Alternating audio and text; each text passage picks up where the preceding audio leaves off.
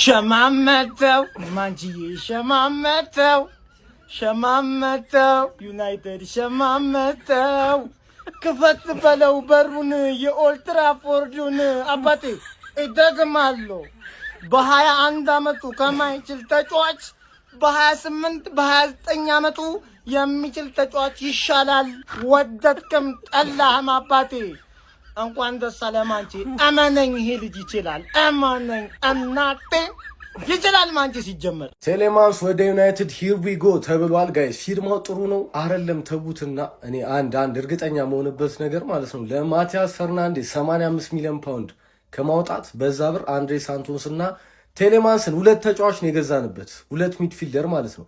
በጣም የተሻለ ስራ ነው። ማቲያስ ፈርናንዴዝ 85 ሚሊዮን ፓውንድ ለምን አላወጡም ተብሎ ምናምን ሙድ ሲያዝ ነበር፣ ግን በዛ ብር ሁለት የተሻለ ሚድፊልደር ማምጣት እንደሚቻል አሳይተናል ማለት ነው። አሁን እንግዲህ ዓለም ዋንጫው ላይ ፍሬንች ናሽናል ቲም ውስጥ የተመለከትነው ኮኔን የሚገርም ሚድፊልደር ነው። እሱን ደግሞ በሆነ መንገድ አድርገው ቢያስፈርሙት አሪፍ የመሀል ሜዳ ፊርማዎችን አሳልፈናል ብዬ አስባለሁ። ግን እስካሁን ባለው ከማቲያስ ፈርናንዴዝ አንጻር በዛ ብር ሁለት ሚድፊልደር አሪፍ ሚድፊልደር ነው።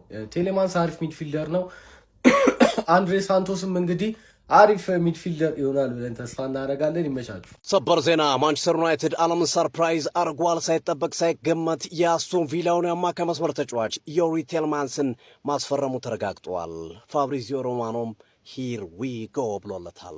የ29 ዓመቱ ቤልጅየማዊ አማካይ መስመር ተጫዋች በሌስተር ሲቲ እና እንደዚሁም በአስቶን ቪላ በእንግሊዝ ፕሪሚየር ሊግ መጫወት የቻለ ባለ ትልቅ ልምድ ተጫዋች ነው። ቴልማንስን ማንቸስተር ዩናይትዶች ለማስፈረም 41 ሚሊዮን ዩሮ የውል ማፍረሻ ወይም 35 ሚሊዮን ፓውንድ አካባቢ መክፈላቸው ተረጋግጧል። የኤደርሰን ዝውውር አለመሳካቱን ተከትሎ ዮሪ ቴልማንስን ማንቸስተር ዩናይትዶች በፍጥነት ከአስቶን ቪላ ማስፈረማቸው ተረጋግጧል። ተጫዋቹ ባለፈው ዓመት በኡናይ ኤምሬ ስር በአስቶን ቪላ 35 ጨዋታዎችን አድርጓል። እንደዚሁም በአጠቃላይ በፕሪሚየር ሊጉ ከ200 በላይ ጨዋታዎችን ማከናወን የቻለ ባለ ትልቅ ልምድ ተጫዋች ነው። ቤልጂየማዊ ዮሪ ቴልማንስ ከአንድሬ ሳንቶስ ከኮቢ ማይኖ እና ከብሩኖ ፈርናንዴዝ ጋር በማንቸስተር ዩናይትድ የአማካይ መስመር በቀጣዩ ዓመት የምንመለከት ይሆናል። ዮሪ ቴልማንስ የማንቸስተር ዩናይትድ ንብረት ለመሆን ጫፍ ላይ ደርሷል። ወይም ያለቀ ዝውውር ነው። በግል ጉዳዮች ተስማምተዋል። እስከ 2030 የሚያቆየውን የ4 ዓመት ኮንትራት ይፈርማል። እንደዚሁም የውል ማፍረሻው ተከፍሏል። 41 ሚሊዮን ዩሮ ወይም 35 ሚሊዮን ፓውንድ አካባቢ ሁሉም ነገር አልቋል። ተጫዋቹ ዝውውር ይፋ መደረግ ብቻ የሚቀር ይሆናል። ዩናይትድ ደጋፊዎች ዝውውሩ እንዴት አገኛችሁ? ጠቃሚ ነው ብላችሁ ታስባላችሁ? ማንቸስተር ዩናይትድ የአማካይ መስመሩን ለማሻሻል በሚያደርገው የዝውውር ሂደት ውስጥ የዚህን ዝውውር ውጤታማነት እንዴት ትገምታላችሁ? ከ10 ስንት ሰጥታላችሁ? ይመቻችሁ። መልካም ቴሌምስ ቱ ማንቸስተር ዩናይትድ ዊ ሂር ዊ ጎ ይላል። የሚገርም ነው ጀማ። በሳሌ ማንቸስተር ዩናይትድ ያልታሰበ ዝውውር ማለት ነው በዛ ላይ ያከናውናል። ቴሌምስ ቱ ማንቸስተር ዩናይትድ ዊ ሂር ዊ ጎ። የሚገርም ነው ጀማ። ይህን ተጫዋች በ35 ቢሊዮን ዶላር ነው እንግዲህ ማስፈረም የቻሉት። ቴሌምስ እንግዲህ ወደ ማንቸስተር ዩናይትድ ወደዚህ መዘዋወር ችሏል ማለት ነው። የሚገርም ዝውውር ማለት ነው። እንደገና ቪዲዮ እንደሁሉም ሼር አድርጉላችሁ ጀማው። እንግዲህ በሳሌ ማለት ነው የሚገርም ዝውውር ተከናውኗል ማለት ነው። አዲስ ነገር ሲኖር ፓስ እናደርጋለን። ቪዲዮ ላይክ፣ ሼር፣ ኮፒ ሊንክ እንዳይረሳ። ቴሌምስ ቱ ማንቸስተር ዩናይትድ ዊ ሂር ዊ ጎ። ቴሌማንስ ቱ ማንቸስተር ዩናይትድ በ41 ሚሊዮን ፓውንድ እንግዲህ እኔ እንጃ ማለት አሪፍ እንቅስቃሴ አድርጓል ዓለም ዋንጫው ላይ፣ ግን አይ ዶንት ቲንክ ኢዝ ዘ ራይት ፕሌየር ፎር ማንቸስተር ዩናይትድ። ይሄ ኢዝ ጀስት አን ኦፒኒየን። አሁን ኮኔን ተፋለጡልን። ለልምዱ ይጠቅመናል። ካስሜሮ የሄደበትን ቦታ በልምድ ደረጃ ይጠቅመናል ብዬ አስባለሁ። ቦምብ የሆነ ዜና ይዤላችሁ መጥቻለሁ። ማንቸስተር ዩናይትዶች በ41 ሚሊዮን ፓውንድ የአስቶን ቪላውን ቤልጂየማውን አማካይ ዩሪ ቴሌማንስን የግላቸው አድርገዋል። የ29 ዓመቱን ቤልጂየማዊ አማካይ የግላቸው ማድረጋቸውን ፋብሪዚዮ ሮማኖ ሂር ዊ ጎ በማለት አረጋግጦታል። ባለፈው እንግዲህ ከቀናት በፊት አንድሬ ሳንቶስን ከቼልሲ ማስፈረማቸው የሚታወስ ነው። አሁን ደግሞ ቤልጂየማዊውን ዩሪ ቴሌማንስን የግላቸው በማድረግ የአማካይ ክፍላቸውን አጠናክረዋል። ይህን ዝውውር እንዴት ተመለከታችሁት? ከ10 ስንት ሰጥታላችሁ?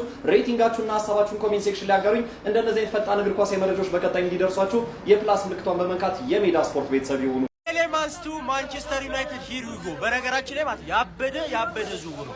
ማንቸስተር ዩናይትድ ተቸግሮ የነበረው ኳስ የሚቆጣጠርለት አይነት ተጫዋች ነበር አጥቶ የነበረው። ከዛ ውጭ ማለት ነው በእድሜው በሰል ያለ ልምዱ ያለው አይነት ተጫዋች ነበር የሚያስፈልገው። አሁን ኤንደርሰንን ለምን እንዳስቀሩት በትክክል ገብቶኛል ማለት ነው። ማንቸስተር ዩናይትድ ያበደ ዝውውር፣ ቀጣይ ደግሞ ማንኮኔ እናመጣለን። ይጨልላል ማለት ነው። ይኸው አድቫንስ ቶክ ላይ ናቸው ብዬ ከሰራው 2 ደቂቃ ሳይሞላው ሂር ዊ ጎ ዩሪ ቴልማንስ ወደ ማንቸስተር ዩናይትድ ሂር ዊ ጎ ተብሏል። እኔ የእውነት ግራም ላይክ በአንድ ሰዓት ንግግር ከአስቶን ቪላ ዩሪ ቴልማንስን አስፈርሟል በ41 ሚሊዮን ዩሮ ወይም ደግሞ 34 ሚሊዮን ፓውንድ ሪሊዝ ክሎዝ ነበረው እሱን እንከፍላለን ችግር የለብንም ብለው ለአስቶን ቪላ ከፍለዋል ማለት ነው። የተጫዋች 29 አመቱ ነው። የቤልጂየም ኢንተርናሽናል ወይም ደግሞ ካፒቴን የቤልጂየም ካፒቴን የሆነ ተጫዋች ነው። የተጫዋቹ አቅም ላይ ምንም አይነት እኔ ጥያቄ አይኖረኝም። ግን ለማንቸስተር ዩናይትድ በሰዓት እንደዚህ አይነት ተጫዋች ያስፈልገዋል ወይ ነው የኔ ጥያቄ። በቃ የጨነቀለት አይነት ዝውውር እያደረጉ ይገኛል ማለት ነው። ኢኔሶች በአንድ ሰዓት ንግግር ዩሪ ቴልማንስን የግላቸው አድርጓሉ ማለት ነው። ሂር ዊ ጎ ተብሏል። እስኪ ማንቻንስ ምን ታስባላችሁ ስለዚህ ዝውውር? እኔ በቃ እኔ ግራ ገብቶኛል። ምንም አዲስ ነገር የሆነ በቃ ዘና ብለ የምታወራው አይነት ዝውውር አይደለም። ለማንኛውም እስቲ ምን ይሆናል ሁሉንም ነገር ሌላ አንድ ተጫዋች እዚህ ቦታ ላይ ያስፈርማሉ ብዬ ተስፋ አደርጋለሁ አሁንም ቢሆን ማለት ነው። ምክንያቱም ሳንቶስ ነው ዩሪ ቴልማንስ ነው የምናውቃቸው ልጆች ናቸው። የተለየ ነገር የላቸውም። ሶ አዲስ ኢመርጅ የሚያደርግ ሌላ ተጫዋች የሚመጣ ከሆነ እኔ እንጃ ብቻ ወይ አሌክስ ስኮት ወይ የሆነ ተጫዋች ይፈርማል ብዬ ተስፋ አደርጋለሁ። ለማንኛውም ኮፒ ሊንክ ሼር ሪፖስት ማድረግ እንዳይረሳ። ይመቻችሁ ማንቻንስ። ዩሪ ቴሌማንስ ወደ ማንቸስተር ዩናይትድ ቪዲዮን ከመጀመራችሁ በፊት ኮፒ ሊንክ እና ሼር በማድረግ ጀምሩ። ፋብሪዚዮ ሮማኖ አረጋግጦታል። ባይዘው ጋይስ ይሄ ዝውውር ለማንቸስተር ዩናይትድ ይጠቅማል ብላችሁ ታስባላችሁ? ሐሳባችሁን ኮሜንት ሴክሽን ላይ ጻፉልኝ። ይኸውላችሁ ልጁ ምን አይነት ቦታ ላይ እንደሚጫወት በትንሹም ቢሆን ልንገራችሁ። ቦክስ ቱ ቦክስ ሆኖ መጫወት ይችላል። 6 ቁጥርም ከተከላካዮች ጋር ተጠግቶ መጫወት ይችላልና እንዴት ነው አሁን ለማንቸስተር ዩናይትድ ለምንፈልገው አይነት አጫወት የሚሆን ተጫዋች ነው ብላችሁ ታስባላችሁ? ኮሜንት ሴክሽን ላይ አስቀምጡልኝ። ኮፒ ሊንክ እና ሼር ማድረግ እንዳይረሳ። ፎሎም እያደረጋችሁ ፔስ